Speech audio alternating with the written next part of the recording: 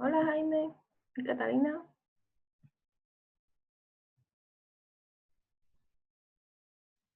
Hola, hola.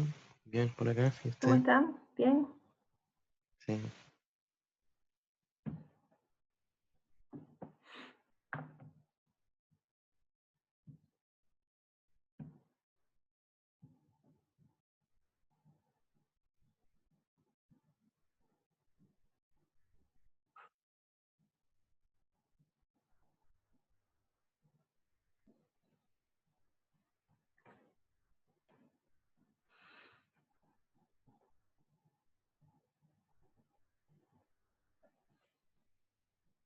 Ya. Bueno, buenos días. Ya voy a comenzar la clase, porque son las 8:15. Bueno, yo diría como las dos clases anteriores, de alguna manera habíamos estado conociendo el lado oscuro de los microorganismos, por decirlo de algún modo, ¿no? Aquellos microorganismos más bien relacionados con enfermedades infecciosas que representan un riesgo para la salud, tanto la salud del hombre como la salud animal. Y bueno, precisamente, o sea, algo súper, yo creo que obvio para muchos es que, o sea, no todo, de todos los microorganismos que existen en la naturaleza, hay muchos que son aprovechados por el hombre en su beneficio. Incluso hasta algunos virus son utilizados por el hombre para su propio beneficio, como vamos a ver en la clase de hoy. Y o sea, desde la antigüedad el hombre utilizaba, sin conocimiento de su existencia, estos microorganismos, en particular las levaduras, sobre todo la Saccharomyces cerevisiae, para obtener productos de su consumo, que hay registros históricos, ¿no?, que consta de que era así, de que el hombre los usaba sin su conocimiento, como es el caso de la cerveza, el vino, obviamente el pan, cuyos registros datan desde mucho antes de Cristo, en la antigüedad. Incluso en Egipto se usaban muchos de estos productos que básicamente eran productos fermentados por levaduras, como el vino, el vinagre. Y, o sea, se puede en este sentido, o sea, pensar que la historia del uso industrial de los microorganismos en beneficio del hombre data desde la antigüedad.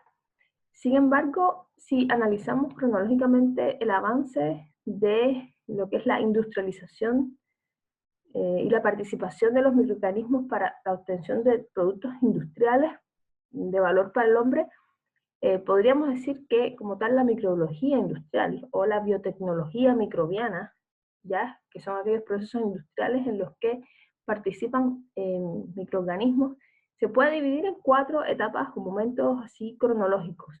Un momento que es hasta 1900 aproximadamente, que precisamente abarca desde la antigüedad hasta ese periodo, hasta, o sea, comienzo del siglo XX, donde básicamente se obtenían productos más bien tradicionales, productos fermentados, clásicos, los que ya les había mencionado, el pan, el vino, la cerveza, y también otro tipo de productos como obtener etanol, glicerol, ácido láctico, a partir de microorganismos de bacterias en particular, y levaduras en el caso de el alcohol.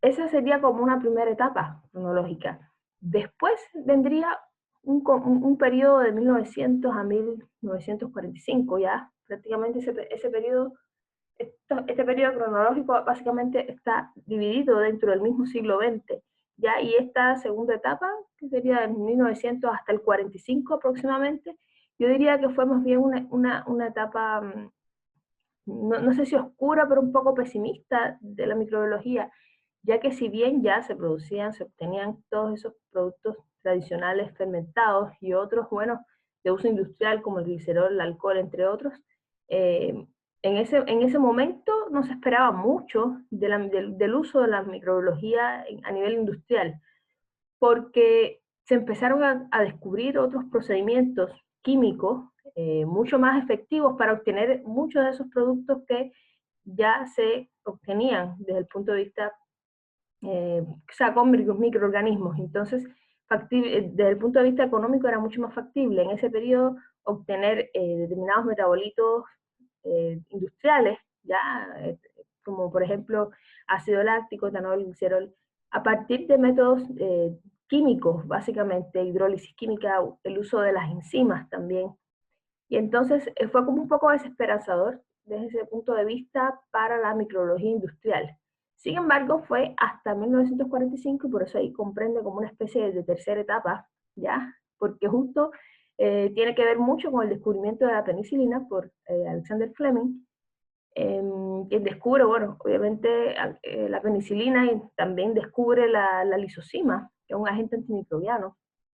Y a raíz de esto, de este descubrimiento, se dispara toda una serie de hallazgos más bien enfocados a descubrir nuevos antibióticos producidos por microorganismos y otras sustancias, o sea, metabolitos de importancia, sobre todo importancia en la salud, como son algunas hormonas, o sea, enzimas en particular, biomasas, como por ejemplo las biomasas de las levaduras y otro tipo también de proteínas de importancia industrial, obtenidas a partir de microorganismos, y entonces esto disparó nuevamente y desarrolló, volvió a poner la microbiología, el uso de la microbiología industrial en la mira ya de lo que es la biotecnología, porque básicamente la microbiología industrial, si bien es una arista de la microbiología, yo me gusta más bien incluirla dentro de la biotecnología, ¿ya?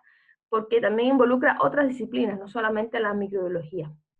Y entonces, ya finalmente, o sea, una etapa que comprende del 1979 hasta el presente, ya sería, como decir, la última etapa de avance de la microbiología industrial, donde juega un papel muy importante lo que es la ingeniería genética. O sea, los bioquímicos en el desarrollo y el avance de los aspectos moleculares y la ingeniería genética, sobre todo lo que es el ADN recombinante, tiene un rol muy importante en esta etapa y bueno, hasta la actualidad de hecho, que impulsó en gran medida lo que es la microbiología industrial, sobre todo por el tema de los microorganismos recombinantes. Y también, bueno, de alguna manera le dio un valor a seguir usando microorganismos para obtener determinados insumos industriales, compuestos de utilidad para la salud, entre otras cosas, ya que es mucho más fácil, como van a ver más adelante, obtenerlos a partir de microorganismos, y más seguro que estar utilizando tejidos de origen animal, y esto es posible precisamente gracias a la tecnología genética, al avance de la ingeniería genética.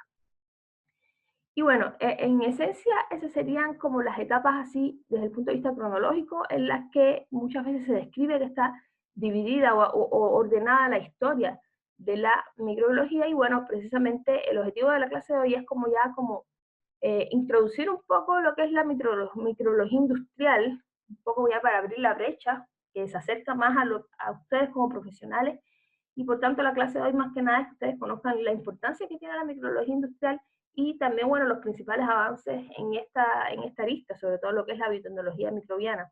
Ya sí, un poco abriendo lo que se va a venir después en la asignatura, que es ya como aplicaciones muy específicas de la microbiología industrial, como es el caso de los alimentos, la microbiología en alimentos, la microbiología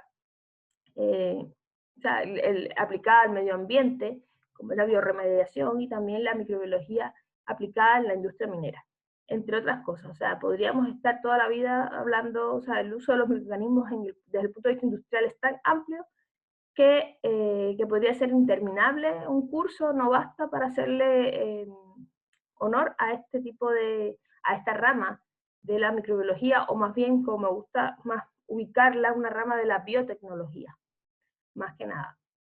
Entonces, bueno, ¿cómo se define? Bueno, no es más que la microbiología industrial, no es más que, o sea, la microbiología enfocada a los procesos industriales, o en otras palabras, los procesos industriales en los que participan los microorganismos. Eso es lo que estudia la microbiología industrial, ya sea una bacteria, una levadura, o sea, un hongo, incluso un virus también, son utilizados mucho en el punto de vista industrial. Y bueno, microorganismos industriales son aquellos que en esencia se especializan o producen algún metabolito o algún producto de interés industrial. Y por tanto, bueno, obviamente de alto rendimiento, y por ende es muy importante, perdón, es muy importante considerar que estos microorganismos pueden ser, o sea, de distintos tipos según las clasificaciones que hemos visto hasta el momento.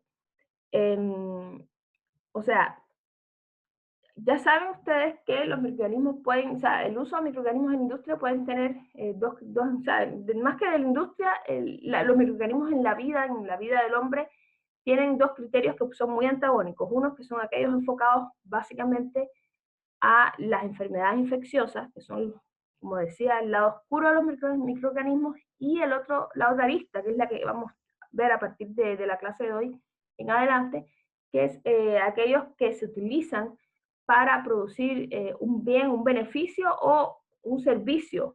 ¿Ya? De alguna manera el hombre se beneficia con estos microorganismos, eh, ya sea en la obtención de un producto o de un servicio, como es el caso de la biorremediación, que no podemos hablar de que se produce un metabolito de interés, pero sí en este caso se usan los microorganismos para producir o para desarrollar un beneficio al hombre, como es el caso de la biorremediación, que es el tratamiento de aguas residuales.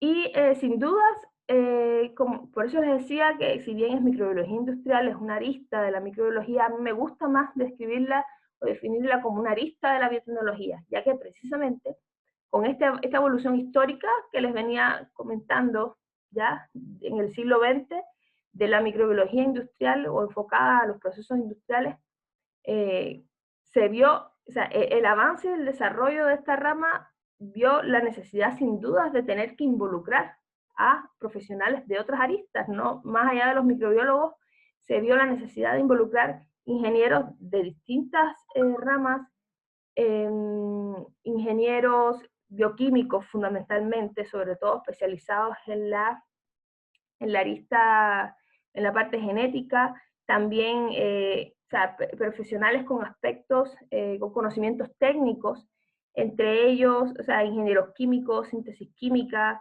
bioinformática, y también fue necesario incluir profesionales o valores éticos también en el desarrollo de la biotecnología y sobre todo de la microbiología industrial, porque ya aquí, en esta era también se comienza a abordar mucho el aspecto de la ética, ya si los conocen los alimentos transgénicos. O sea, es una era en la que empieza a desarrollarse tecnológicamente, sobre todo gracias al avance de la ingeniería genética, y entonces también, o sea, entre otras ramas, la ética también es un elemento importante que debe ser incluida como un conocimiento más dentro del desarrollo de la microbiología industrial. ¿Ya? Entonces, por eso es que es una rama multidisciplinaria. Y precisamente el ser multidisciplinaria se debe a que muchos sectores demandan la participación de la microbiología industrial para resolver determinados problemas. Y son distintos los sectores y precisamente sobre esos sectores sobre los cuales la microbiología industrial conlleva su aplicación, y eso al mismo tiempo es lo que ha hecho que implique que sea multidisciplinaria. Y entonces los sectores en los que principalmente se ve, o sea, se ve involucrada la microbiología industrial para la solución de determinados problemas, bueno, básicamente son el sector de la salud, el sector de los alimentos, obviamente, el sector agropecuario, la obtención de productos, o sea, de lo que es la producción vegetal y animal, también en la obtención de insumos industriales, ¿ya? En la minería, lo que es la minería, y los servicios. O sea, servicios, como les decía, más bien refiriéndonos a lo que es el medio ambiente y la biorremediación, que no es un producto tangible como tal, pero sí es un servicio, por ende un beneficio, que también implica que es un sector de aplicación de la microbiología industrial. Y bueno, en la tabla pueden ver numerosos ejemplos en estos rubros de aplicación de la microbiología industrial, como les decía, donde se observa o sea, el uso de determinados microorganismos, ya sea desde levaduras hasta bacterias, o sea, de distintos géneros y familias con determinados fines. En el caso, bueno, de la salud, se destaca mucho la producción de vacunas a partir de una gran cantidad de microorganismos.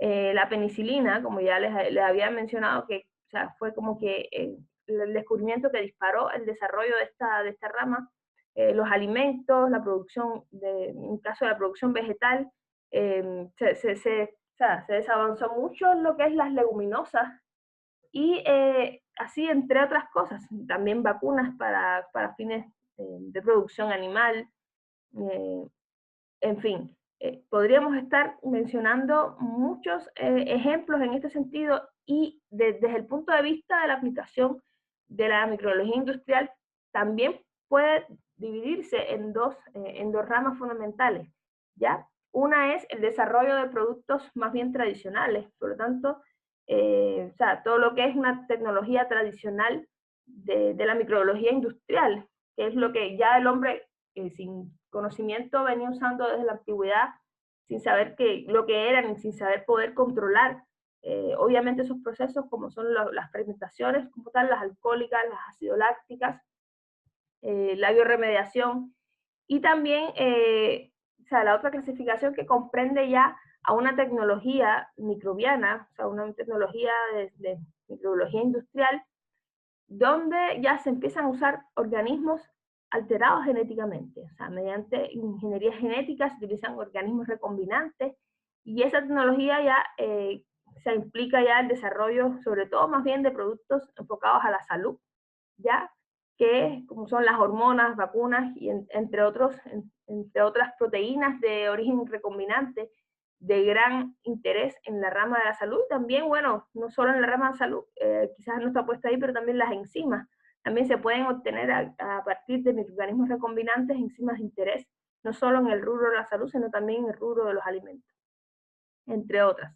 Y entonces, en ese sentido también se puede agrupar, o sea, la aplicación de la microbiología industrial, o sea, en dos partes. En la aplicación de o sea, de productos, la detección de productos tradicionales a partir de una tecnología microbiana tradicional, y la otra rama que sería más bien ya de tecnología más avanzada con el uso de la ingeniería genética. Ahora, en ese sentido, o sea, el éxito o el fracaso de un proceso industrial, ya, por ejemplo, un proceso fermentativo, comienza con el organismo que se va a utilizar, ¿ya?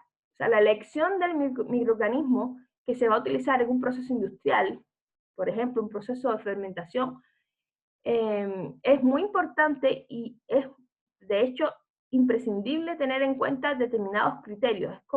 Son como reglas básicas que hay que considerar a la hora de escoger un microorganismo para usarlo industrialmente, en un proceso industrial como es el caso de la fermentación, por ejemplo.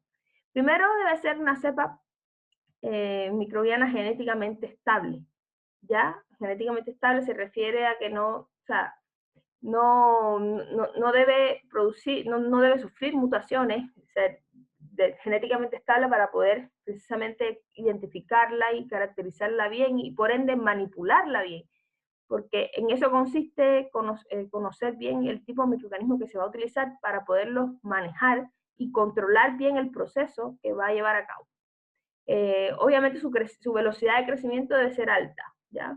Estamos hablando también en este tema de la multidisciplinaridad de la microbiología industrial. El factor económico es muy importante y por ende tiempo, velocidad de crecimiento, que un microorganismo que crezca, que se produzca, que se pueda obtener en cantidades, en velocidades muy rápidas, ¿ya?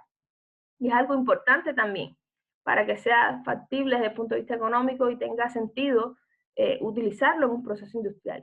Y obviamente, o sea, quizás está en tercer lugar, pero no por ello deja de ser menos importante. De hecho, es una regla básica que la cepa debe ser inocua para el hombre, para los animales y para las plantas. Por un tema ético, no se debe trabajar con microorganismos patógenos, o al menos o sea, el factor de la patogenicidad no debe estar presente a la hora de trabajar con un microorganismo en un proceso industrial, ¿ya? Por el riesgo que implica.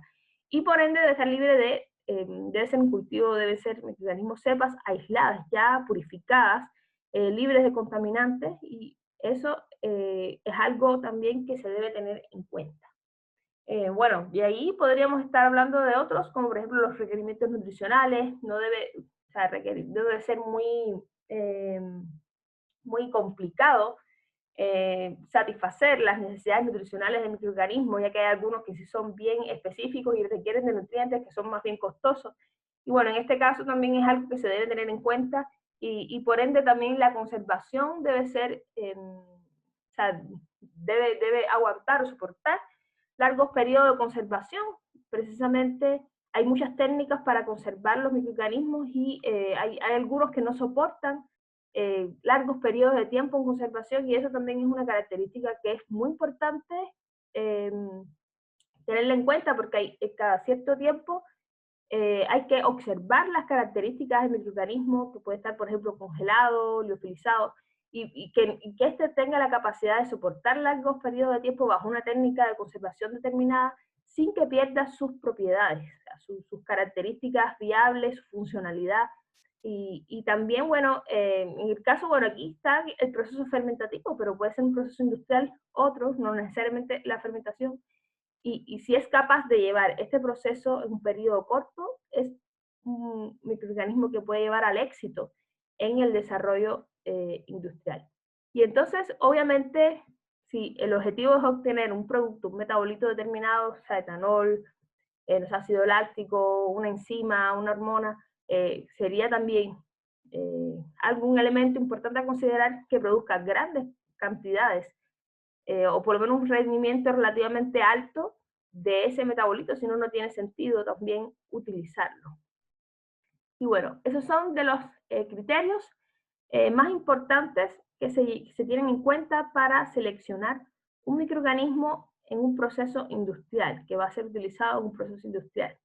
O sea, son los elementos que generalmente despiertan el interés por parte de los biotecnólogos a la hora de seleccionar un microorganismo para un proceso industrial. Ahora, una vez que usted selecciona ese microorganismo, se procede, bueno, a aislarlo de su entorno. En este caso, bueno, hay dos fuentes de aislamiento de microorganismos de uso industrial. Uno, bueno, es el entorno natural, fuentes naturales, pues, del agua, del suelo, del aire, de desechos. Y en este sentido, o sea, esto ocurre más bien cuando se está explorando, se está buscando nuevos agentes microbianos para el beneficio del hombre. ¿Ya? Pero normalmente ya hoy en día a nivel industrial ya existe lo que se conoce como las colecciones de cultivo, los bancos de cepa o los bancos de cultivo, que son, o sea, ya en las industrias, ya a nivel industrial, las industrias o cada firma industrial ya posee su propia colección de microorganismos.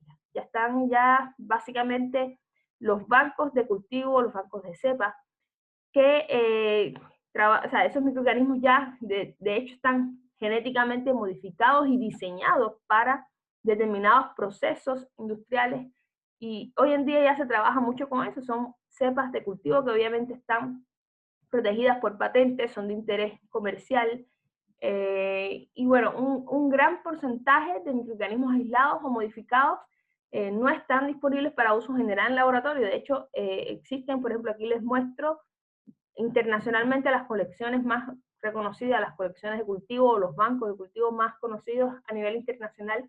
Y es algo ya hoy en día, o sea, cuando se piensa en un proceso industrial, usted va a montar una industria, no sé, con determinados procedimientos donde va a utilizar microorganismos, ya normalmente no parte de un aislamiento de un microorganismo de un entorno natural.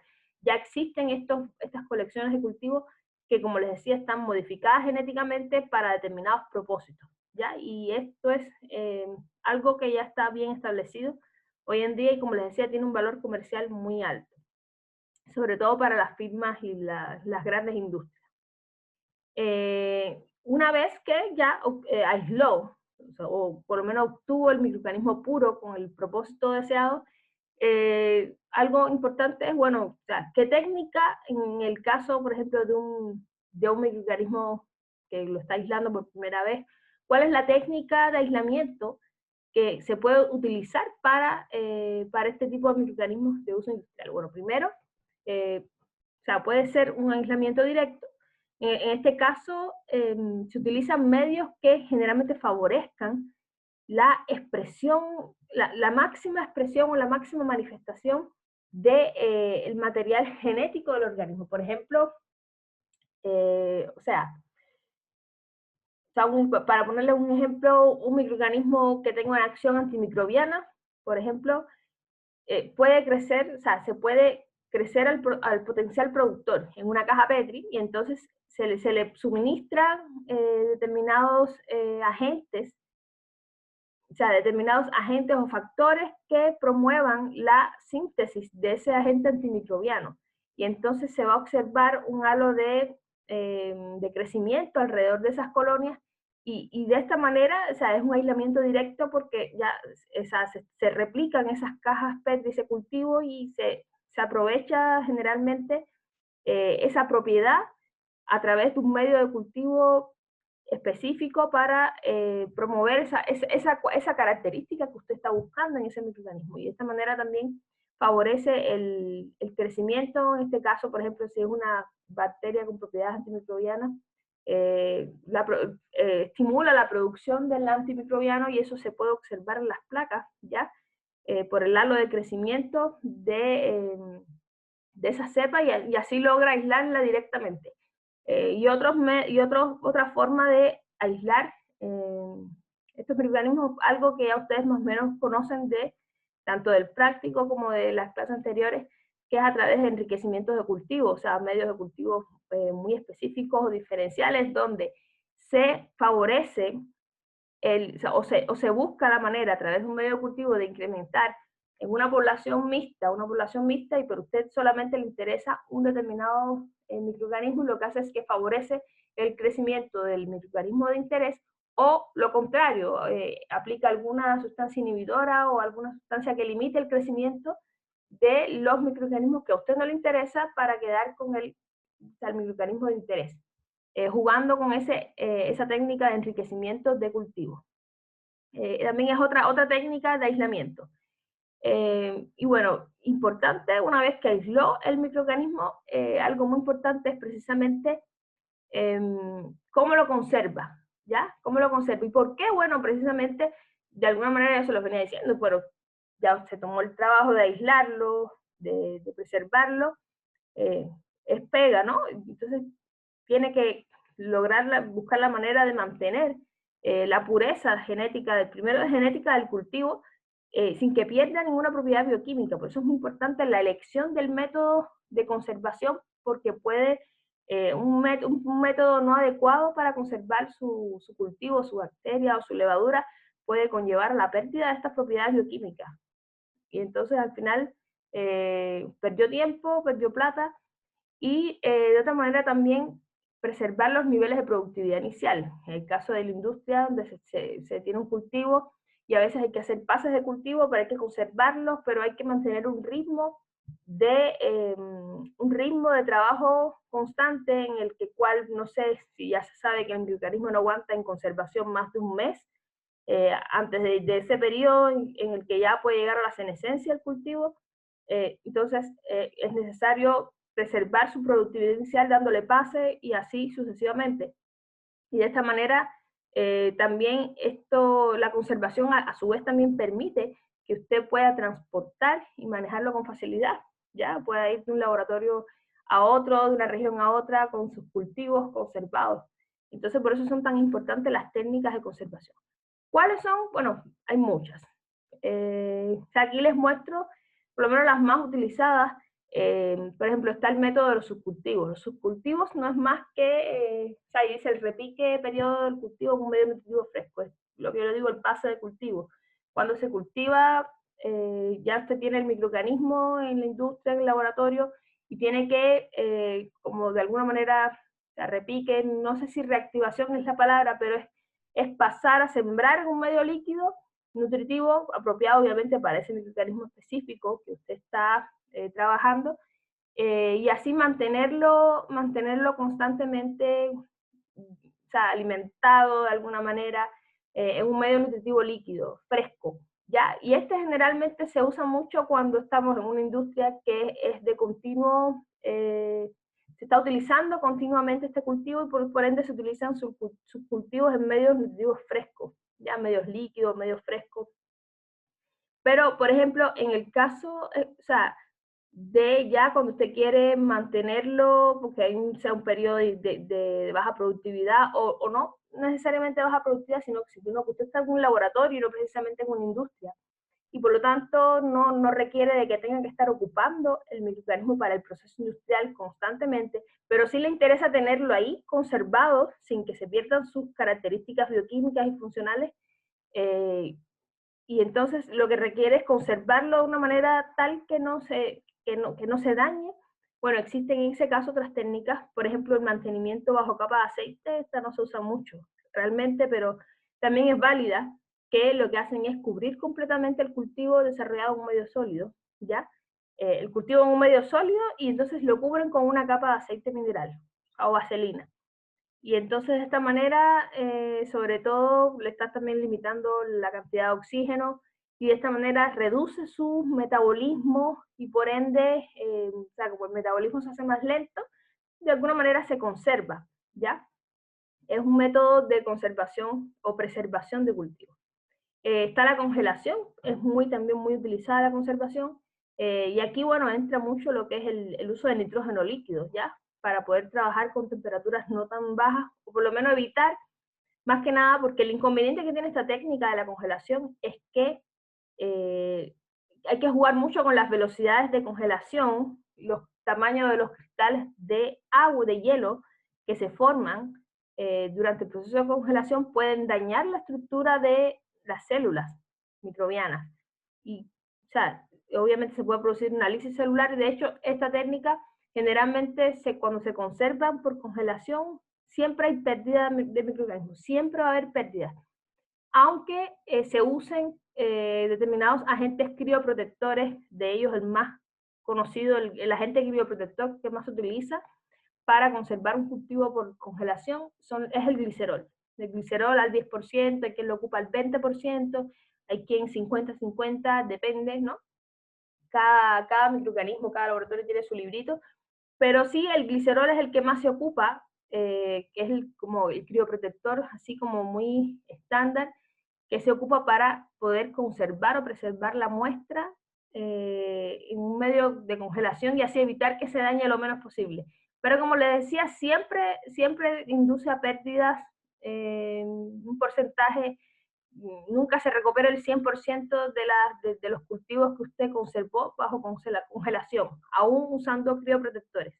Y por eso también es importante no dejar el microorganismo por largos periodos de congelación, porque de hecho usted cuando va a reactivar la cepa, muchas veces ya murió, y no aún bajo estas medidas preventivas, ¿no?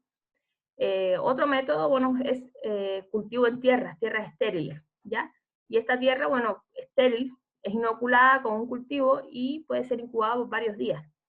Y de esta manera se induce la esporulación de bacilos aerobios. Recuerden que esto, o sea, evidentemente es un método que se ocupa para especies productoras de bacilos, perdón, de esporas, como es el género Bacillus, que, o sea, precisamente habitan, como les decía, en tierra, suelo. Entonces de esta manera se inocula en una tierra estéril, se generan las condiciones para inducir una esporulación o una formación de esporas, y, o sea, en su mecanismo de supervivencia, la espora también es una manera de conservar el cultivo, porque sabemos que está ahí, no es una forma vegetativa, no es una célula viva, pero después ya está el microorganismo aislado y conservado, y después si se le suministran las condiciones, los nutrientes, se le da unos días bajo la temperatura y las condiciones ideales, y se vuelve a reactivar, a generar la célula microbiana, en este caso el bacilo. También, bueno, la preservación en celulosa, o sea, en este caso se utiliza un soporte de papel, ya para mantener las células, o sea, en condiciones de ausencia de agua, más que nada. O sea, la última, de hecho, a mí es en particular la que más me gusta, y bueno, es muy utilizada, de hecho, hasta para el punto de vista comercial, que es la liofilización. Desde el punto de vista comercial, muchos cultivos son adquiridos, se compran liofilizados, ¿ya? Que es un congelamiento igual, pero a diferencia del congelamiento estándar, en el que se usaban crioprotectores, como les decía, que es una congelación de un medio líquido con el crioprotector en tubos o en Eppendorf, que son criogénicos, ¿ya? Que están diseñados para eso. Bueno, en el caso de la liofilización lo que hace es extraer el agua, pero por sublimación, o sea, se congela la muestra rápidamente, se saca todo, o sea, se crea un entorno de vacío, porque ese es el principio, tiene que haber un vacío, y es un secado a vacío, precisamente, pero a temperaturas de congelación. Y de esta manera el agua, como les decía, se sublima, pasa del hielo, el estado sólido del hielo pasa a, se evapora, y precisamente de esta manera se va el agua y se daña lo menos posible el cultivo y evidentemente se preserva porque se le retiró la actividad del agua.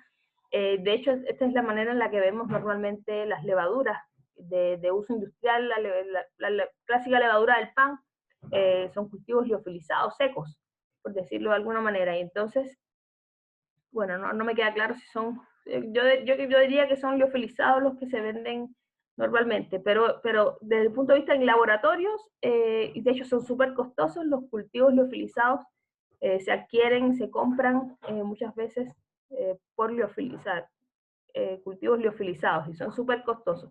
Y ya una vez que usted los compra en el laboratorio, los reactiva, y ya, bueno, usted se tiene que encargar de conservarlos a través de estas distintas técnicas en dependencia de la disponibilidad de recursos, de las necesidades del laboratorio, del ritmo de trabajo, entre otras cosas. Y bueno, ya una vez, o sea, usted tiene un ritmo de trabajo, aisló mediante una técnica, tiene el microorganismo en su laboratorio activo, lo conserva, todo lo que hemos venido hablando hasta ahora, pero muchas veces es necesario mejorar estos microorganismos para precisamente adaptarlos a sus propósitos industriales. Ya existen muchas técnicas o sea, que se utilizan en este sentido, o sea, técnicas de mejoramiento industrial de estos microorganismos. Precisamente, o sea, uno de ellos es la selección natural. En este caso se debe tener en cuenta de que o sea, en cada proceso de división celular hay una pequeña probabilidad de que ocurra un cambio genético, ¿ya? Entonces, en eso consiste la selección natural, por lo cual no es de asombrarse que en una gran masa celular la población sea heterogénea, o sea, no puedes controlar evidentemente la homogeneidad de la población microbiana porque obviamente es una selección de tipo natural. Y precisamente esta forma de mejoramiento puede presentar problemas de rendimiento, debido a que muchas veces las variantes genéticas tienen menores niveles de producción que la población parental, o sea, las células que le dieron orígenes. Entonces, estos cambios, o de alguna manera mutaciones, se deben distinguir precisamente de las variaciones fenotípicas que dependen de las condiciones ambientales. Entonces, eso es una limitación que tiene el dejar la selección natural al azar, o sea, dejar que naturalmente se mejoren estos microorganismos, ya que no es un método que el hombre ha podido controlar. Y entonces, bueno, precisamente por el tema de las mutaciones espontáneas, o sea, que es uno de los principales problemas que da a una población heterogénea en este sentido. Entonces también está la mutación inducida. En el caso de la mutación inducida, el procedimiento, o sea, el procedimiento que se usa puede ser es un agente, que puede ser un agente físico o un agente químico.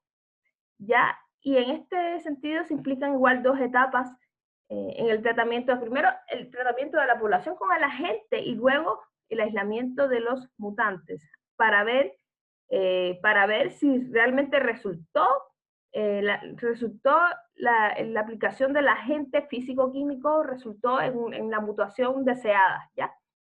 O sea, esas son las dos etapas. Se aplica el agente que induce la mutación, que como les decía puede ser un agente físico o un agente químico, y la segunda etapa es ya observar en los mutantes o la población microbiana de mutantes si de verdad se logró el efecto deseado, y ahí separar, en el caso, o sea, separar la cepa mutante de interés, ya lograr aislarla hasta donde sea posible ese mutante.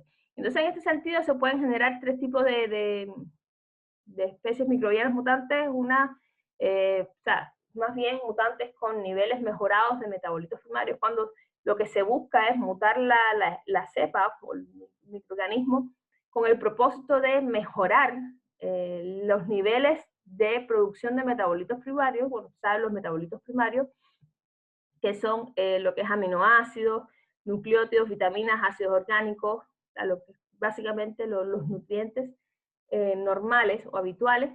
Bueno, en este caso los mutantes, se hace una mutación para lograr que mejoren los rendimientos o los niveles de producción de metabolitos primarios en alguna cepa.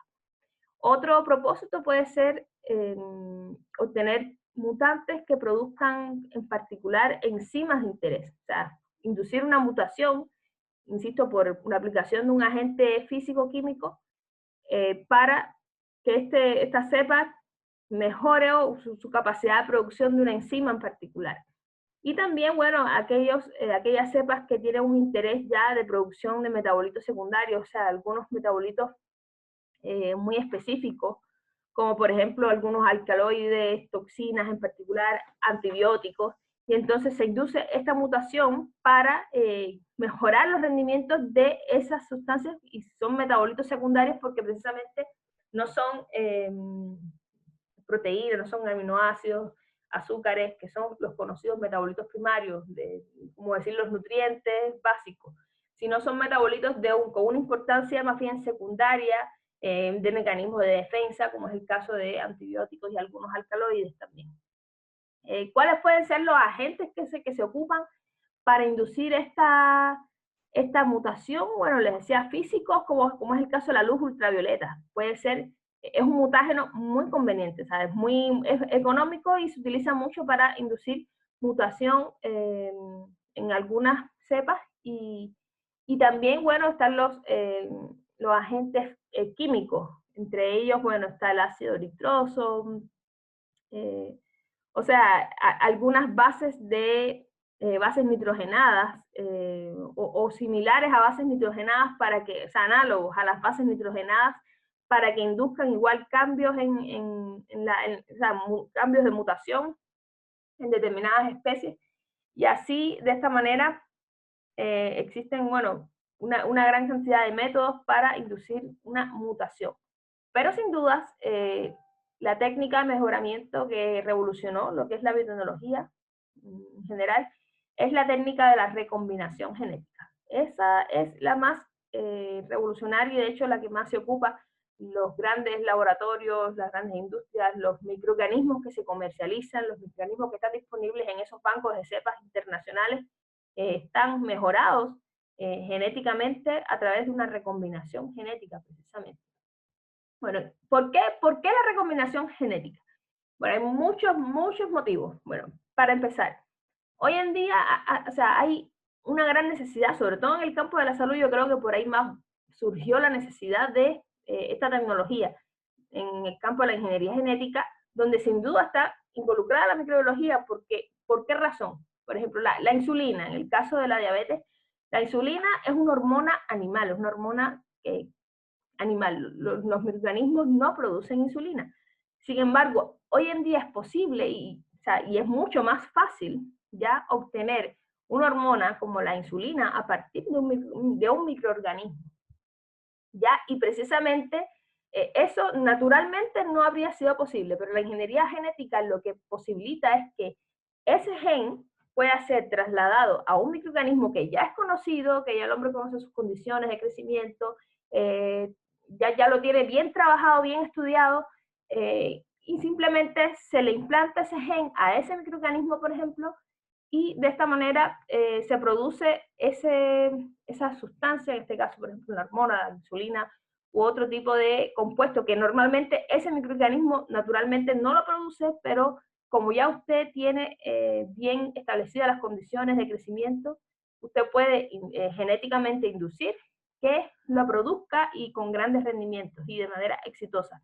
Y se ahorra el tema de tener que estar sintetizando. Los procesos de síntesis química son muy costosos, pero además también a veces implica que tenga que aislar determinados compuestos de tejidos animales.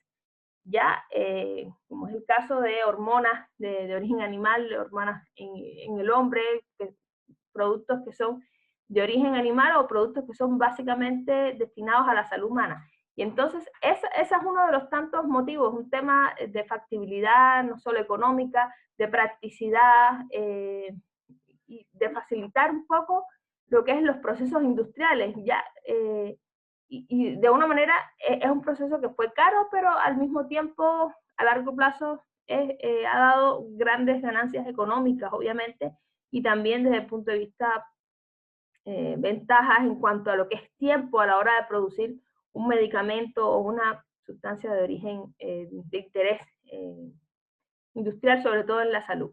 Y bueno, ¿en qué consiste en general lo que es la recombinación genética en pocas palabras?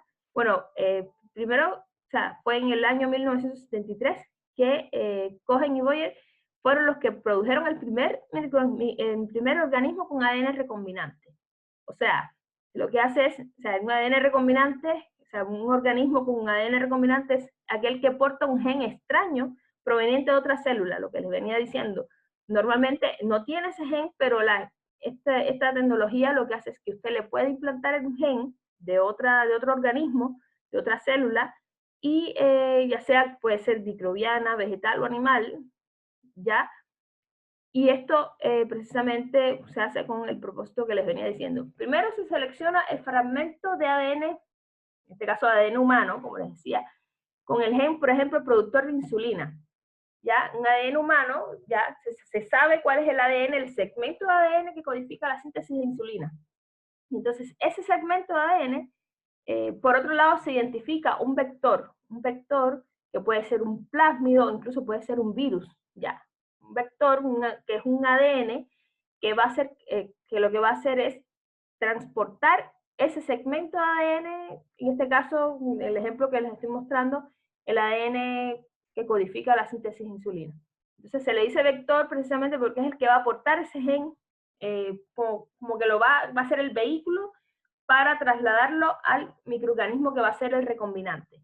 Y entonces se corta el segmento de ADN de interés, en este caso de interés que codifica la síntesis de insulina, y se inserta en el ADN del vector.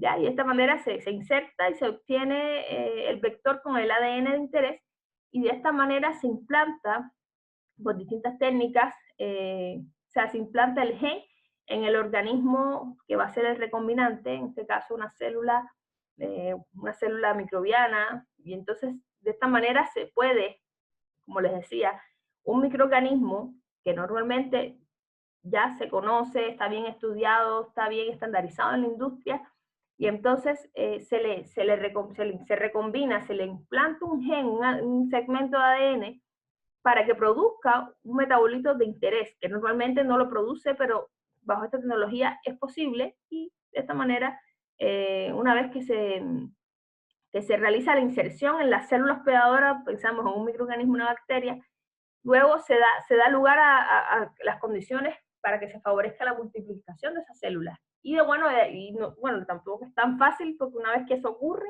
hay que hacer un screening de ver cuáles son las que realmente fueron exitosas, pero generalmente es una técnica muy, o sea, de hecho, exitosa por el mismo motivo. Pero bueno, se hace un screening de todas esas células que ya se multiplicaron para ver cuál de ellas, o sea, tuvo éxito, se hace un screening, y de ahí se quedan con precisamente con la recombinante, la que produce el ADN de interés, la que codifica la síntesis de una proteína X recombinante, una hormona, en este caso, bueno, la insulina, pero así sucesivamente. Y existen, bueno, como les decía, una gran cantidad de productos que hoy en día se obtienen de esa forma, ya, y con el uso fundamentalmente de microorganismos. Entre ellos, bueno, enzimas, ADN recombinantes, donde se le implanta el gen de codificación de una enzima de interés en la salud, también interés en alimentos, pero más que nada todo partió con el tema de desarrollar vacunas, antibióticos, medicamentos, hormonas, Más que nada partió por ahí, por el tema de la ingeniería genética, por un tema de mejorar el sector de la salud humana y también, bueno, la salud animal. Y existen muchos ejemplos de microorganismos recombinantes genéticos que producen toda una serie de productos terapéuticos, ¿ya? Y bueno, de alguna manera eso era lo que les venía mostrando hoy, más que nada para que, o sea, para abrir un poco lo que vamos a empezar a ver a partir de ahora en la asignatura en las próximas clases. Que, o sea, si bien la clase de hoy es microbiología industrial, lo que vamos a ver más adelante también es microbiología industrial, pero ya son aplicaciones más específicas, como es el caso de alimentos, y también aplicaciones específicas en el caso de la bioremediación, la minería, entre otras. Ya, entonces eso es todo lo que les muestro hoy, así que no sé si tienen alguna pregunta.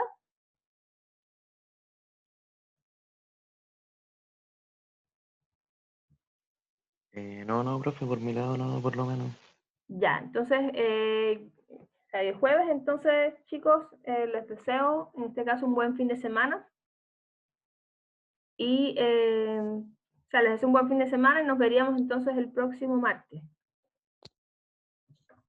Igualmente, profe, que esté bien. Ok, profe. Ya, Nos chao. vemos. Chao. Chao, chao. Chao. Chao, Chao. chao.